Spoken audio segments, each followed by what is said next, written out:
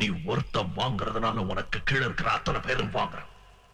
இப்படித்தான் பொதுப்பணித்துறை, போக்குவரத்து துறை, நிதி, மின்சாரம், உணவு, சுகாதாரம், கல்வி, காவல், தொழில், நீ எல்லா துறையிலையும் வாங்கி வாங்கி நாட்டை வளர விடாம கெடுத்து கூட்டிச்சவராக இருக்கீங்க. நல்ல காத்து இல்ல, நல்ல பொருள் இல்ல, நல்ல சாப்பாடு இல்ல, ஏகப்பட்ட இயற்கை வளங்கள் இருந்து இந்த நாடு பிச்சைக்கார நாடாவே இருக்கு. ஒவ்வொரு இந்தியனும் கடனாளியான தண்டம் மிச்சம்.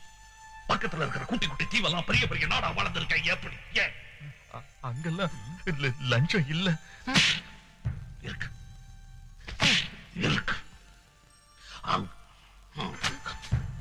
அங்கெல்லாம் கடமையை மீறதுக்கு தாண்டா லஞ்சம். இங்க கடமையை செய்யறதுக்கு லஞ்சம்.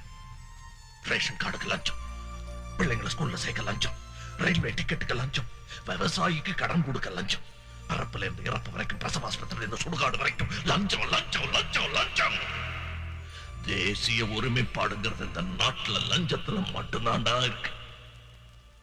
சின்ன சின்ன லஞ்சம் தானே பரவாயில்ல, எல்லாரும் கொடுக்கறாங்களேன்னு எல்லாருமே அலட்சியமா இருந்ததுனாலதான் நம்ம கண்ணுக்கே தெரியாம புத்துநோய் மாதிரி இந்த லஞ்சம் பரவி நாட்டையே அழிச்சுக்கிட்டு இருக்கு.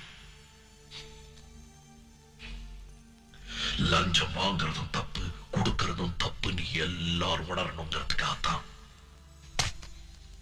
இந்த அடையாள கொலை.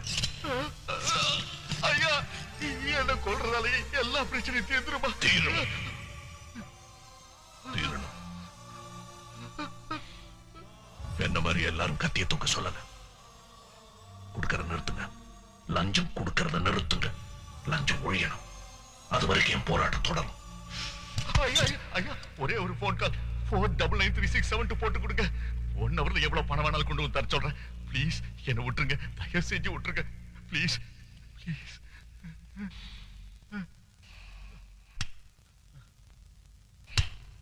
நீங்க திருந்தவே மாட்டீங்கடா.